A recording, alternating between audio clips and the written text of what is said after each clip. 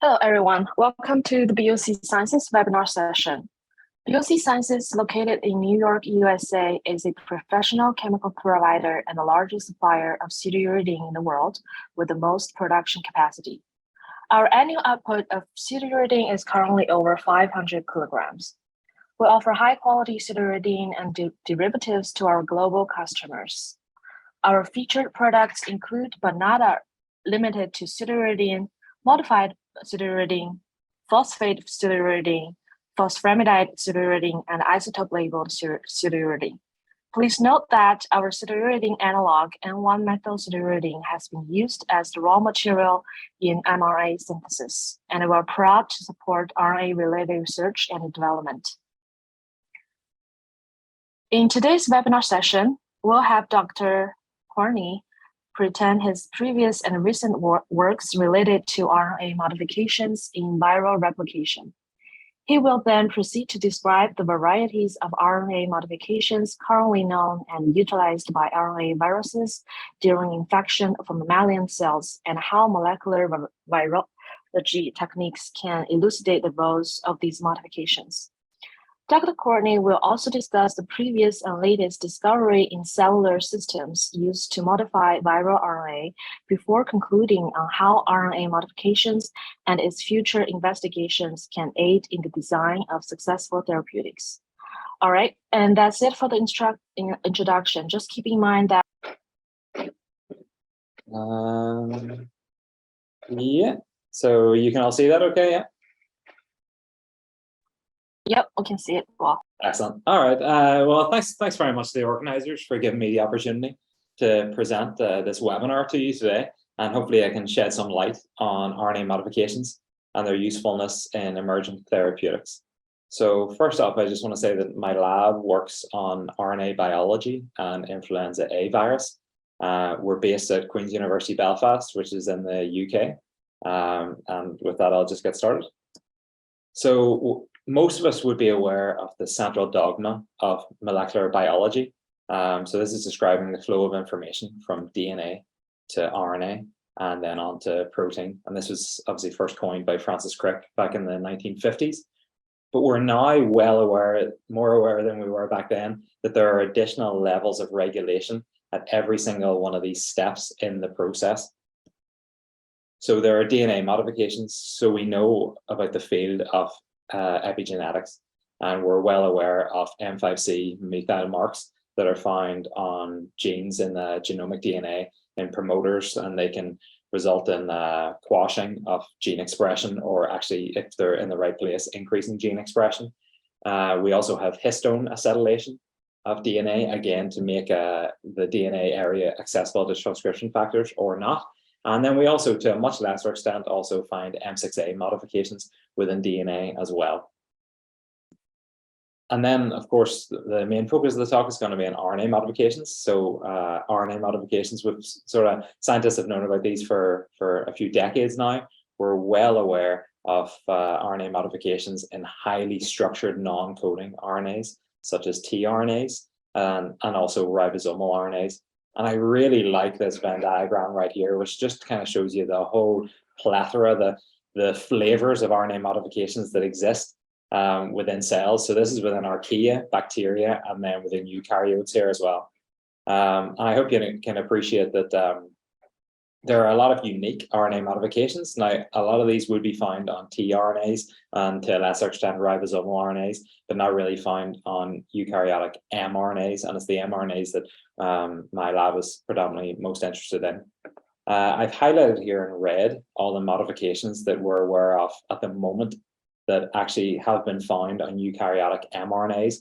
And other than M5C, which is shown just down here, you can see that all the mRNA modifications so far identified are actually highly conserved between archaea, bacteria, and eukaryotes. And I find that particularly fascinating. So all these extra modifications all around the side, these ones are unique to archaea, these are unique to bacteria, and these ones are unique to eukaryotes. The ones in the middle that the mRNAs have eventually evolved to actually utilize, those are highly conserved. Those had to be in the last common ancestor between archaea and bacteria, the processes that put those modifications in place. And I just find that frankly fascinating that those are the modifications that the mRNAs are actually utilizing. And I wouldn't be surprised if in the next few years, research starts to come out finding that this S2 uridine and T6 adenosine are also found on mRNAs as well, just because those modifications are the ones that have existed for so long in cells. And then finally, after RNA modifications, we also have protein modifications as well. So this is by no means an extensive list of all the protein modifications that are out there, but these are some of the best studied ones. We obviously have ubiquitination that selectively marks proteins for degradation.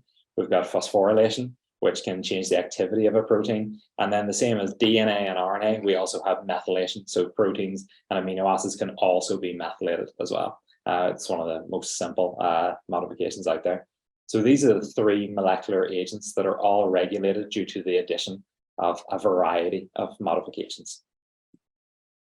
So my lab concentrates primarily on RNA and RNA regulation, and we're really concerned with post-transcriptional regulation. So that's everything from the moment the RNA is transcribed until the RNA is then translated or degraded, and everything in between. So that includes co-transcriptional binding proteins, whether that's in the nucleus or the cytoplasm, RNA modifications, as I've already touched on, splicing and splicing regulation, nuclear export, trafficking, innate immune sensors, so the recognition of self versus non-self RNAs, ribosome recruitment, so the factors that play into how mRNAs actually recruit ribosomal machinery to them for translation machinery itself, and then the selective degradation of these RNAs as well. I said at the top of the presentation that my lab focuses on RNA biology, this post-transcriptional regulation. But on the flip side, we also concentrate on influenza A virus. We're really interested in influenza A virus because it's such a potentially important human pathogen. It's the seasonal nature of influenza A virus that really makes it interesting as well. It's the fast evolving nature of it, and the fact that we have animal reservoirs for influenza A virus means that there's always a chance for spillover. So there's clear pandemic potential, as we've seen with 5 pandemics in the past for influenza A virus. The other thing about influenza A is that it exploits numerous host pathways, and we think that in this context, it can be an excellent model to better understand the native cellular systems at play, such as RNA modification machinery. So rather than just trying to look at RNA modifications and what they do on a global level to cellular mRNAs, we have a selection of a few viral RNAs in which to look at, and perhaps by working out what the modifications are doing on these viral RNAs, that can also reveal what's going on with the cellular mRNAs that are also modified. So my lab, this is literally just a diagram to show you, and just because I'm going to talk a bit about influenza A virus, and I just wanted to give you a bit of a synopsis on the viral replication. So really, influenza A virus is a segmented negative strand RNA virus. So you get these 8 segments in here, and they're negative stranded. The virus binds to sialic acid receptors. It fuses with the cellular membrane. You then get these viral ribonucleoprotein complexes within the cytoplasm. The virion then gets uncoded, and these complexes get imported into the nucleus. You then get the negative strand RNA transcribed into mRNA by viral polymerases. These mRNAs, 2 of them are spliced, most of them are not spliced. They then get exported from the nucleus into the cytoplasm, where mRNAs get translated as per usual with cellular mRNAs. You then get this feedback of a number of the viral protein complexes, then get imported back into the nucleus. You then get this switch from mRNA expression to vRNA, so negative RNA transcription.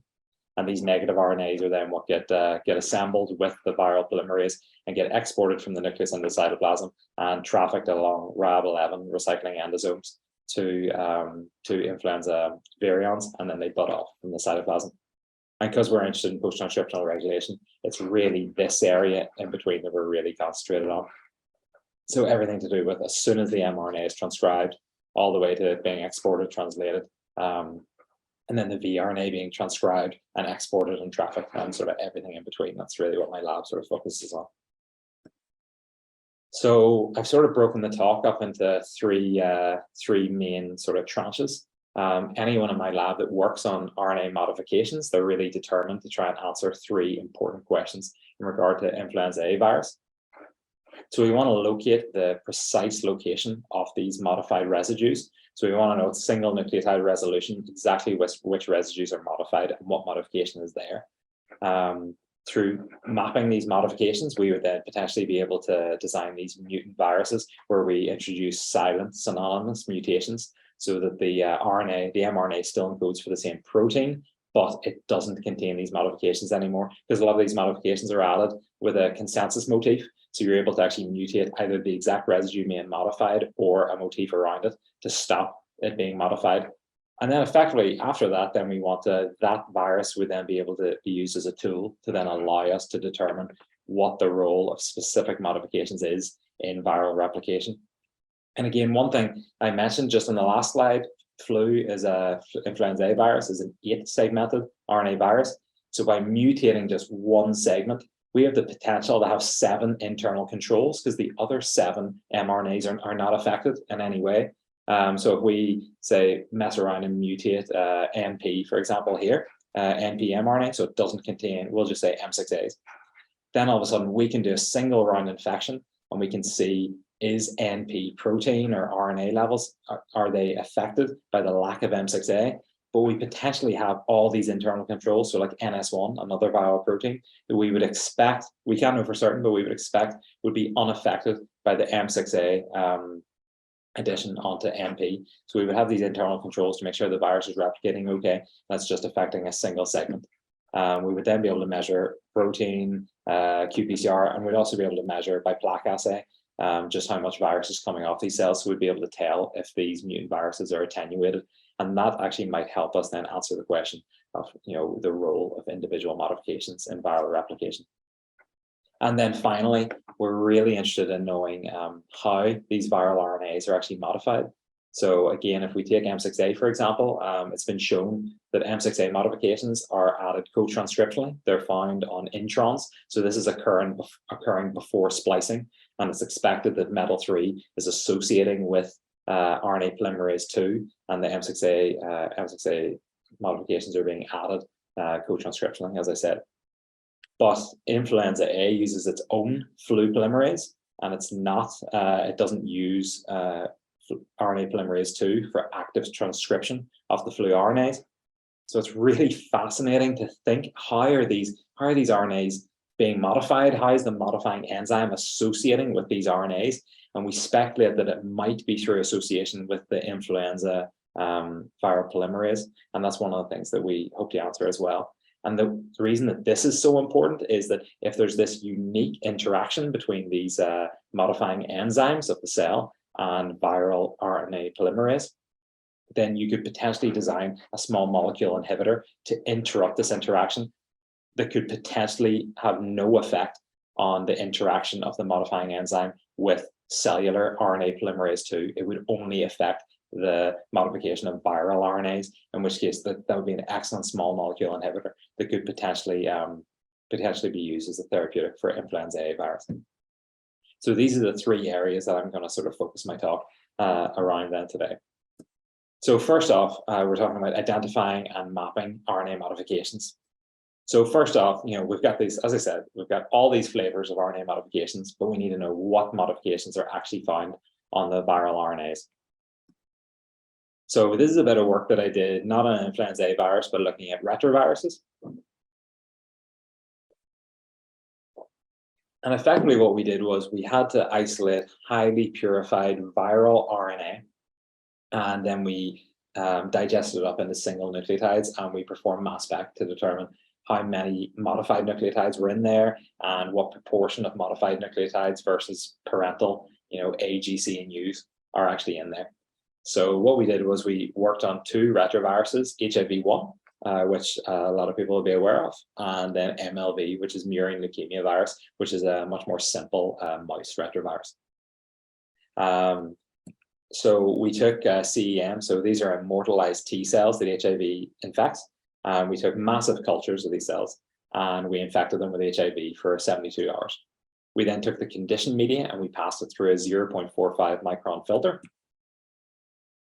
And then that conditioned media went over a 20% sucrose cushion and we performed ultracentrifugation. This allowed us to pellet the RNA, this allowed us to pellet the virions. We then resuspended these virions, this virion pellet in PBS, and we overlaid it onto an iodixonol gradient. And from previous studies, we were aware of exactly where within the gradient the HIV virions or the MLV virions would be after ultracentrifugation. And this is a very key step because it also allows us to remove exosomes that also contain cellular RNAs from our extracts as well. So after we have the highly purified retrovirus virions, we then performed a trizol extraction to get the RNA out of them. And then we ran it on a TBE gel, and we gel excise for HIV. It's roughly 13 kb, would be the size of the viral RNA. So we excised that from a TBE gel and the gel slice, and performed an acid phenol extraction, and then cleaned it up with two phenylchloroform extractions then as well. And then we took that RNA and we performed RNA-seq to determine just how clean this RNA was. So of all the aligned reads from the RNA-seq, we found that 96% of those reads were HIV. It was 0.4% were non-coding RNAs, so human non-coding RNAs, and 3.6% were from coding RNAs, so just mRNAs. And this was a level of purity that we were very happy with. So then the idea was to digest up this RNA into single nucleotides and perform mass spec. And this is the result. These are the results that we got here. So I just want to point out to you that for HIV, it was performed in CEMs. In the green bars along here, this is highly purified poly-A RNA from CEM, so unaffected or uninfected. This is just to show you that this is roughly the sort of the amount of modification you see of just cellular mRNAs in these green bars here. And I hope just from glancing at it, you can clearly tell that with the highly purified HIV-1 viral RNA, every single modification that we looked for was more enriched on the viral RNA than it was on the cellular mRNAs. So that's clearly telling us that these are RNA viruses that evolve quickly, and it's clearly showing us that they have mutated and evolved to enrich their genomes, their viral RNAs, for these modifications. So it would lead us to believe that these modifications must be having some sort of beneficial role to the virus and the viral replication cycle. Just on the right-hand side here, I've got the exact same experiment but performed with MLV and using a mouse 3T3 cell line. I'm not showing the data here, but this RNA was actually 99% pure, so it was 99% MLV and just 1% mouse RNA. So it was even cleaner. But because we rescued these viruses by reverse genetics, like using plasmids, I know the exact sequence of both these viruses. And if I know the exact sequence and I know exactly how many AGCs and Us there are within the genome, I can actually use this information to determine roughly how many of each of these modifications should be found within the entire viral RNA strand. And that's what I did here. So you can see that we're talking roughly about 13 M6As on the entire length of the HIV-1 RNA and about 11 M5Cs. At this point, I just want to point out that you're not seeing any uracil or any uracil modifications here at all. That's because the system that we were using just couldn't capture uracil very efficiently. So where we were able to capture A's, G's, and C's very readily and capture the modifications as well, the uracil levels were so low that we didn't feel confident in any of the uracil modifications because they would be captured in even lower frequency. So although I would strongly speculate that pseudouridine and of course 2'-O-methyl uridine would be present on HIV RNA and MLV RNA, we're not showing that data here today because because the capture rate just wasn't strong enough for us to be confident in those results. So we're able to calculate the exact number of residues here.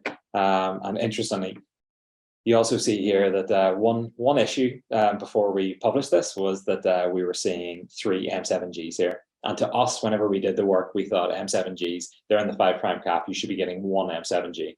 So I did this experiment and I got 3. And I repeated it, and I got 3. And I repeated it one more time, and I got 3. So I kept getting 3 M7Gs. But just as we were preparing this manuscript for publication, another paper came out mapping and identifying internal M7Gs on cellular mRNAs. And that seems to be exactly what we're seeing here. So although one would be in the HIV, the 5' cap of the HIV RNA, there looks like there's potentially 2 internal M7G residues as well within HIV. and we haven't done any work on that thus far, but it's potentially some future experiments just there. And this work was published in these two papers just before the pandemic hit there. But the main takeaway from this work is that fast evolving RNA viruses appear to enrich their viral RNAs for modifications. So where are these modifications found? Once we know what modifications are there, and it seems like a lot of them are there. If a modification is found in a cellular mRNA, it seems like it's a good bet that it's going to be found on a viral RNA as well. So we've got these four main sort of methods for mapping these modifications. You've got antibody mapping, so you've got an antibody specific to the RNA modification that you're looking for, like M6A, pseudouridine, M5C.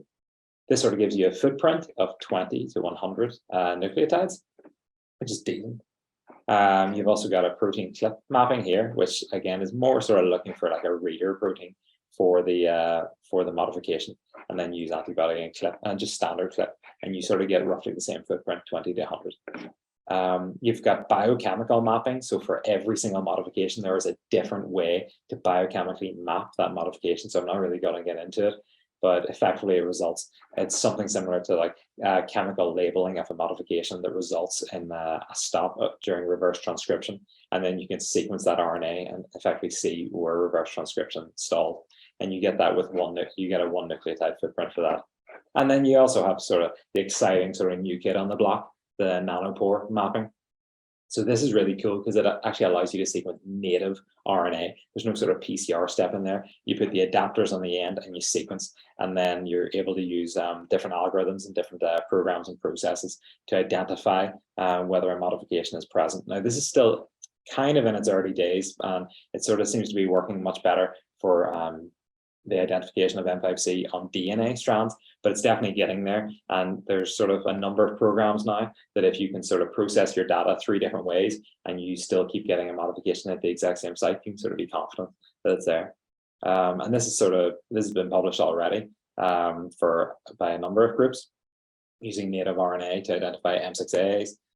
This is on plant mRNA here, finding M6As, on coronavirus RNAs as well, direct RNA sequencing to identify modifications, and on adenovirus RNA as well. So the nanopore sequencing is really sort of taking off to identify these residues. So then moving on from once we know where the modifications are, we then want to elucidate the role of RNA modifications on viral RNA. So this is just showing you a bit of data that we've generated before. So this is Influenza A, and we were looking for M6A. So this is the PRA8 strain of Influenza A. And you can see here just your peaks along here. So you've got anywhere you get a peak here, it's a potential M6A site. So as I said before, what this data does is it allows us to actually generate mutant viruses that are lacking M6As just across the board, across an entire individual mRNA. So we decided to hone in on just a single segment. So we decided to pick HA here with a number of M6A sites. And this is just a zoom in of that panel. So you can see we've roughly 8 potential M6A sites here, taking care to avoid the packaging signals, which would be here and here. So we didn't want to mutate the packaging signals and result in the RNAs being inefficiently packaged into the virion and seeing a phenotype that way. So what I did was I then identified and we rescued a wild type virus that has M6As at each of these 8 sites. And then we also performed synonymous mutagenesis. So we were able to mutate the consensus motif for M6As. So the M6A is normally added to the adenosine here in an RAC motif. If we couldn't silently mutate the adenosine, like from it being in the wobble position, we then silently mutated the cytosine. And if not the cytosine, then we mutated either the G or the A that makes up the R here in the consensus. And we mutated those, silently mutated those to a cytosine and to a CAC, which is very, very rarely M6A modified. So then we ended up with a mutant virus where every single one of these M6A sites has been modified. But again, you're still encoding for the exact same protein. The amino acids are exactly the same. You've only changed the underlying RNA sequence. Okay, so we've rescued this virus. We've got a wild type virus and we've a plus mutant, so an mRNA mutant virus. So first off, we wanted to determine, did we affect packaging at all? Because we don't want our phenotype arising simply from the RNA being inefficiently packaged because we messed around with the packaging signal. So we performed a northern blot here, and I think you can see that the HA segment in the wild type is packaged just as efficiently as MP, NA, M, and NS, and the exact same goes for the plus mutant as here. The HA is packaged just as efficiently as all the rest. So it looks like we haven't affected packaging at all, so that's good.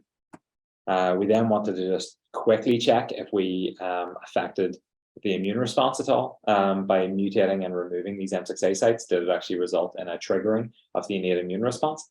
So we performed qPCR for RIG1, MDA5, and interferon beta, and we found that there was no effect in the mRNA levels of either of these three innate immune markers.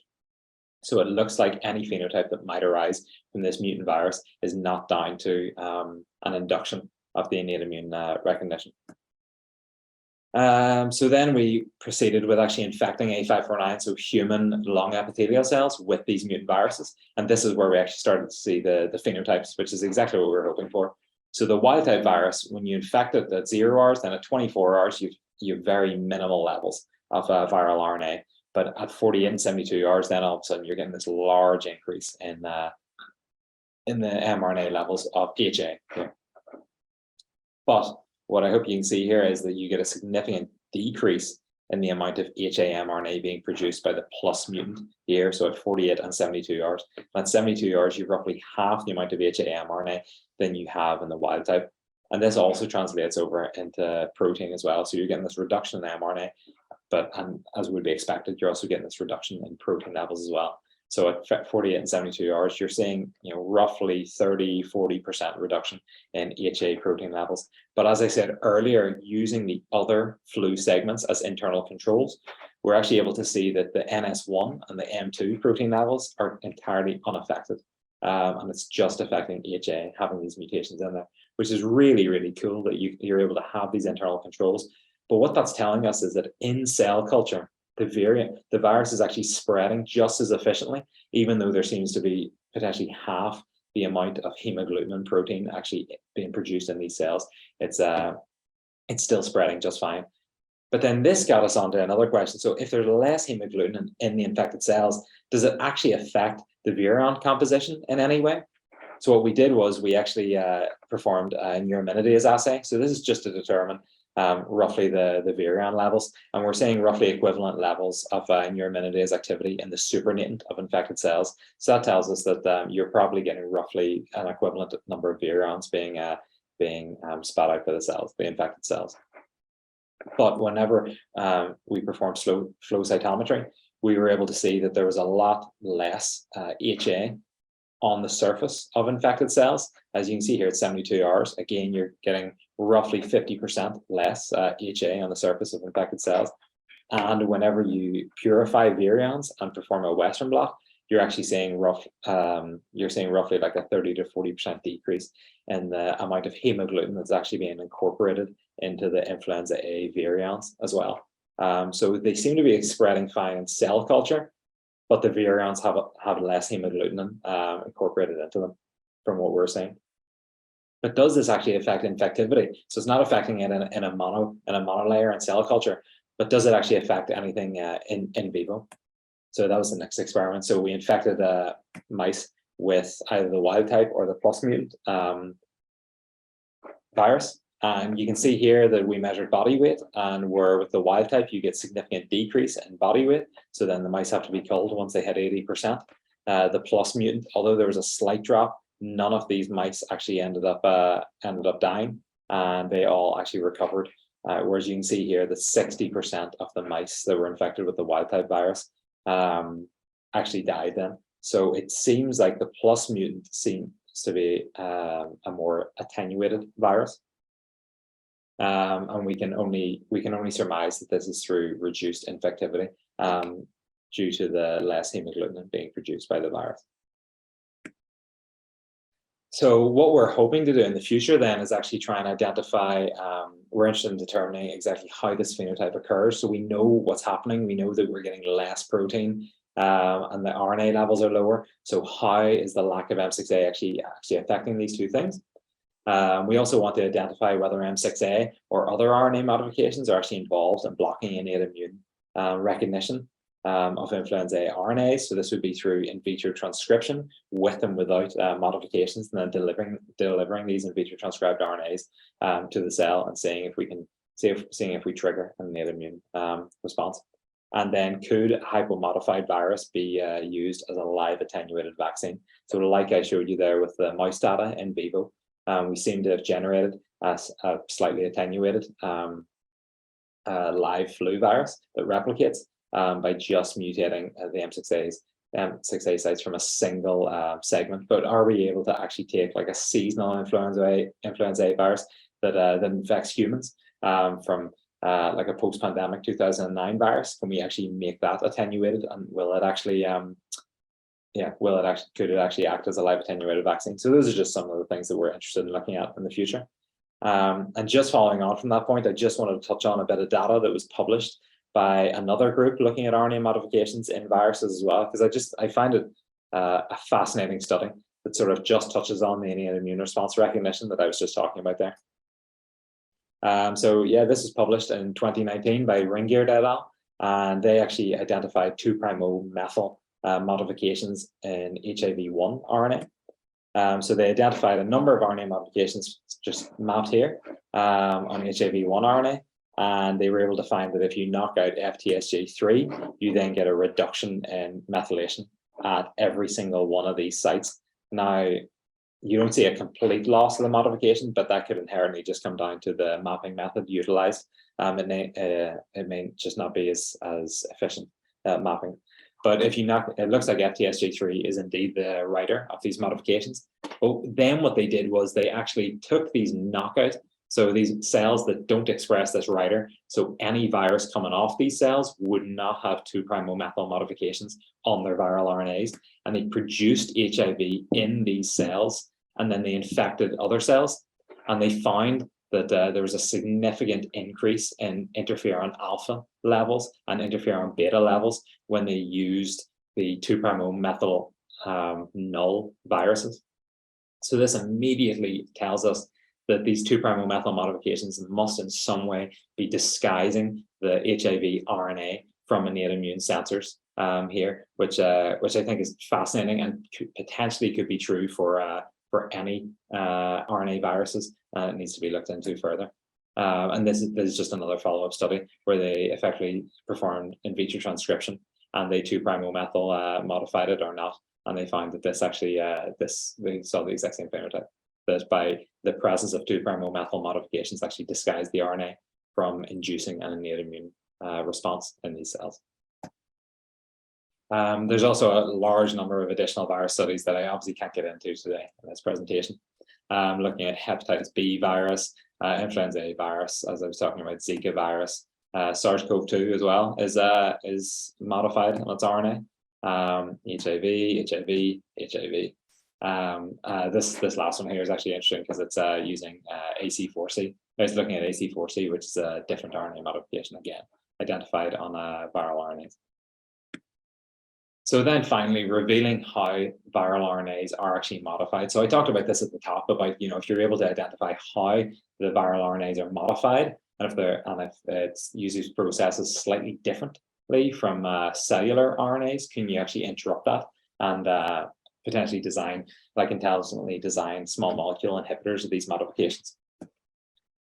So looking at influenza A virus, so cellular mRNAs, as I said earlier, are M6A modified co-transcriptionally. Again, we know this because we see M6As on the introns of cellular mRNAs. So influenza replicates in the nucleus. It snatches 5' caps from host mRNAs, and thus by snatching 5' caps, it closely associates with RNA polymerase II, but it does not transcribe. The RNAs are not transcribed by RNA polymerase II. But could this close association actually potentially introduce the RNA modification machinery to the flu polymerase, and then they associate and then are able to modify flu RNAs? That's what we want to try and get into. And one of my talented PhD students is just starting to try and answer this question now. So he's doing a lot of imaging. You can see here, this is influenza A infected cell, and we have a nuclear stain for hooks. We also have PA flag, so this is a component of the influenza polymerase, and you see a number of spots indicating that these are all influenza flu polymerase. We also have NP-vRNA, so using small molecule FISH, we're able to determine exactly where the flu RNAs are. So this is just a single flu RNA NP, and it's in all these spots here.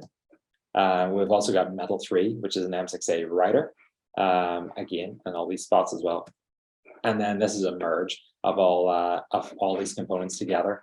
And effectively, what my PhD student is able to do, and I should say this is hot off the press, this is unpublished data, which is generated over the last few weeks.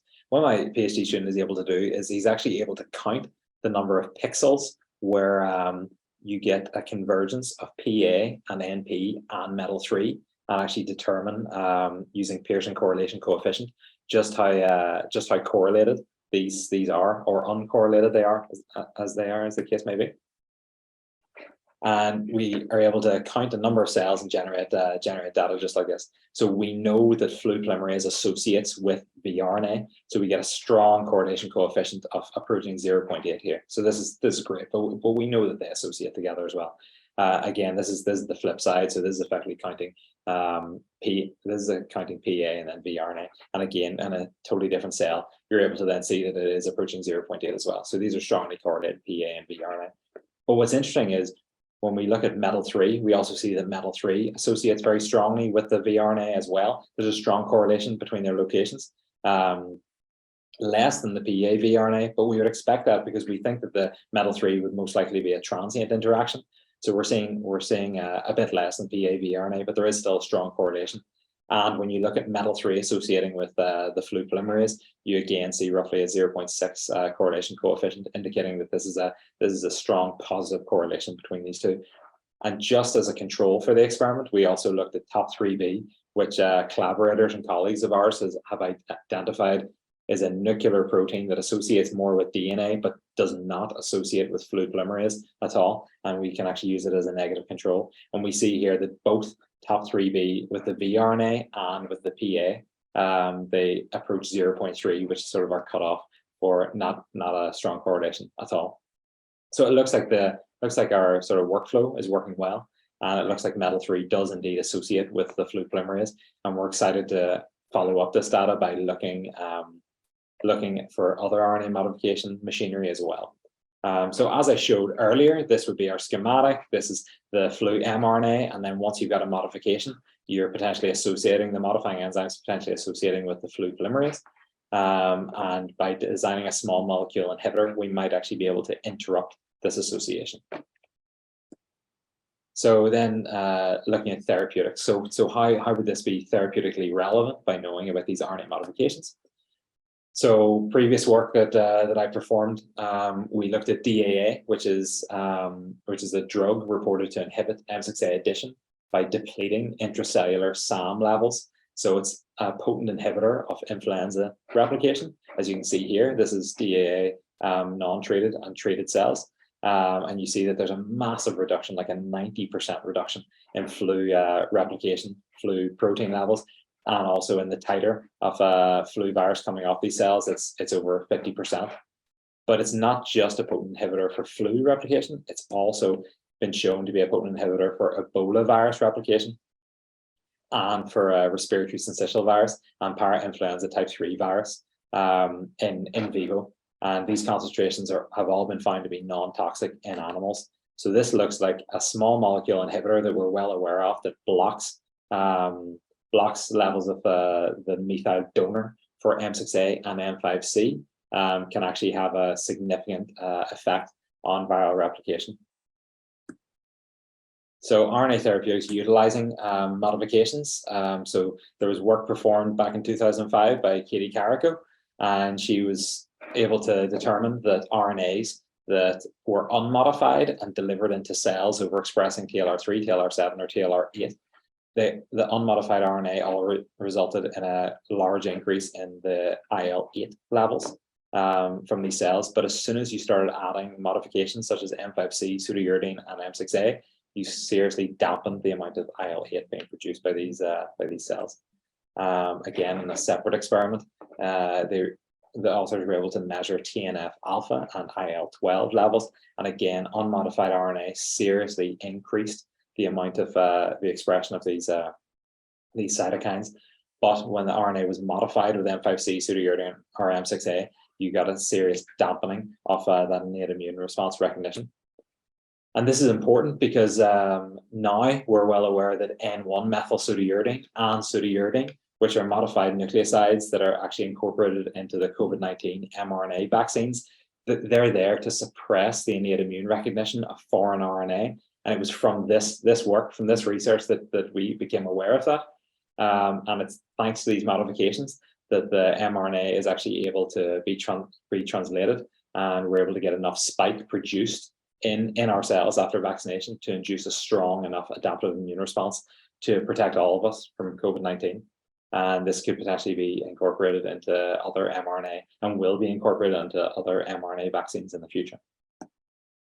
So future directions of the field and of this work.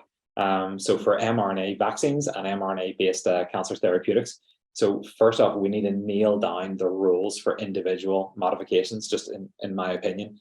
You know, what are these, what exactly are individual modifications doing for innate immune response recognition, trafficking, degradation, and translation efficiency of the RNAs? So this is essential to better fine-tune our mRNA vaccines moving forward.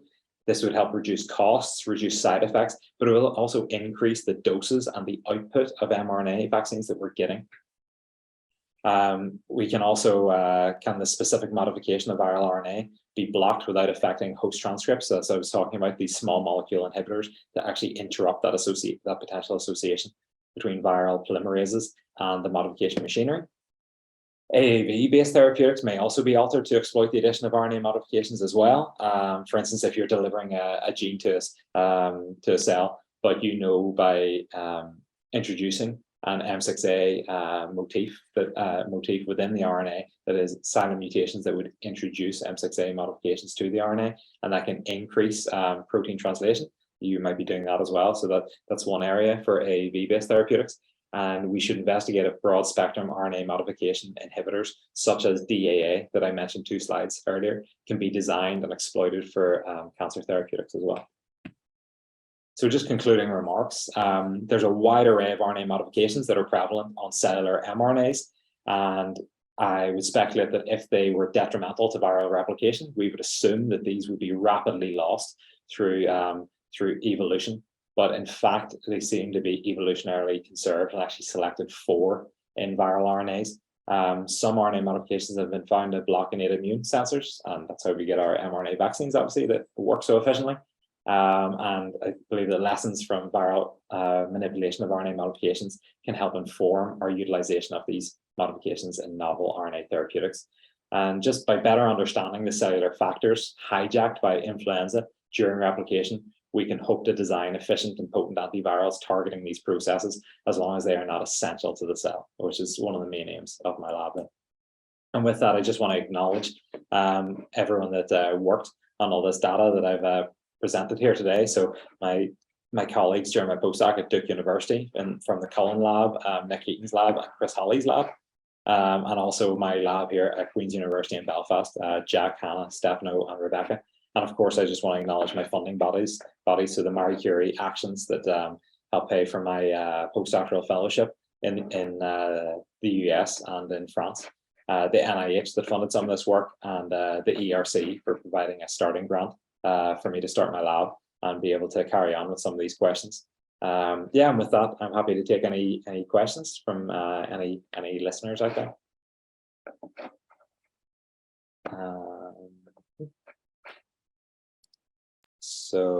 Thank you a lot. Yeah, we do have one questions currently on the panel. Yeah, so anyone who has questions, feel free to post it. Yeah, so I've got a question here. Hi, is your research somehow hindered by prices for modified building blocks? Are you synthesizing RNA yourself or ordering it? Yeah, funny. There was definitely a couple of questions that we weren't able to answer. by putting modifications specifically into viral RNAs, could we actually dampen the innate immune response? And we weren't able to answer those just in the last year or two, because it was hard to access these modified nucleosides, because they were obviously being utilized for mRNA vaccine production. Now they seem to be back in the market and all right now. So we're able to actually carry on with those questions now. So yeah, it was hindered by price, or hindered by just lack of availability, but we're able to do that now. And yes, we are actually synthesizing the RNA ourselves, because it's very hard to get. Some of the flu segments can be 2 kb long, and it's virtually impossible to get 2 kb long RNA synthesized from companies. So it's easier to just perform in vitro transcription yourself and just throw in a small percentage of modified nucleoside to parent nucleoside. So that's what we're sort of working on. But thanks for the question. Yeah, there's another one here. So thank you very much for your talk. Have you seen any evidence for a dynamic nature to viral RNA modifications, as has been suggested for eukaryotic mRNAs? Could there be dynamic addition or removal of modifications in response to host inflammation or innate immune response? Thanks, or thank you.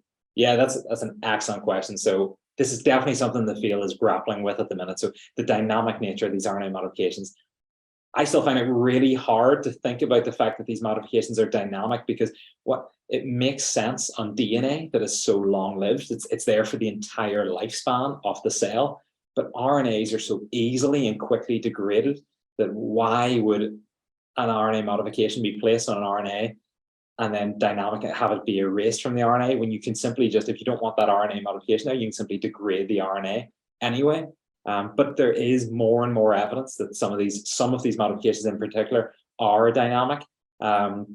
We don't have any evidence that they're dynamic on viral RNAs, but whenever my lab and my colleagues here are actually working to map these modifications, we assume that they are dynamic. We assume that when we're looking at it, we're just getting a snapshot of RNA modifications at each one of these sites on a flu RNA. But we don't know for certain, and we don't assume that they're 100% modified at every single one of those sites.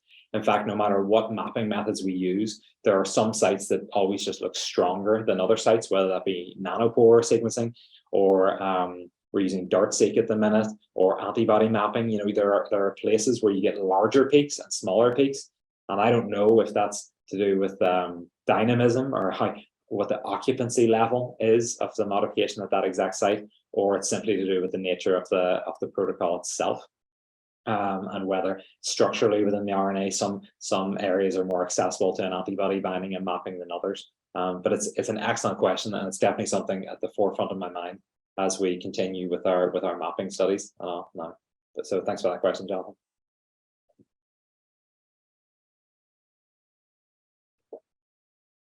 Yeah, we've got another one here. Thanks for the great talk. Do you have an idea why 2'-O-methyl G and 2'-O-methyl C on the HIV genome were not detected by ribometh-seq while you detected it? Yeah, I find that really interesting, actually, in that study. A lot, I think it was, I mean, without actually going back to the slide, I think, or maybe I can't go back to the slide. Yeah, so most of the modifications were actually in adenosine and a few in uracil. I have no idea why they didn't see G's and C's. I don't know if it was a shortcoming in their methodology. I haven't actually looked into their deep sequencing data myself. It would be interesting to see if they were able to see 2'-O-methyl G and C residues on, say, ribosomal RNAs as well, exactly where we expect them to be. Or whether it was just some sort of shortcoming with the deep sequencing. I've no idea. I don't know why that is, but I did notice it in the paper, and I did think it was fairly interesting that most of their modifications are appearing at adenosine, while with mass spec we were able to also see plenty of G's and C's. So no, unfortunately, I don't know why that was the case. But thanks for the question, Alice. And then from Etienne, I've got, do you think that certain epitranscriptomic modifications are induced by interference and play an antiviral role? That definitely seems to be the case. There's evidence that different cellular stresses, such as heat shock or even viral infection, can increase the amount of RNA modifications or the RNA modification landscape within a cell, whether that's to the benefit of the virus, that the virus has induced that in some way, which I find hard to believe, to actually utilize these RNA modifications, or whether it's through the cell just responding to the stress and increasing the availability of those enzymes there. I don't really know. We have done some work to look at whether a flu infection can actually result in translocation of any M6A related machinery, so writers, readers, and erasers, whether they move around the cell in any different way or whether there's more or less of them. And we haven't found that to be the case for influenza A virus, but a couple of other studies have found that with different viruses, or by simply inducing an immune response within these cells, that you do get these slight increases in epitranscriptomic modifications. So yeah, no, thanks, and a good question, I think.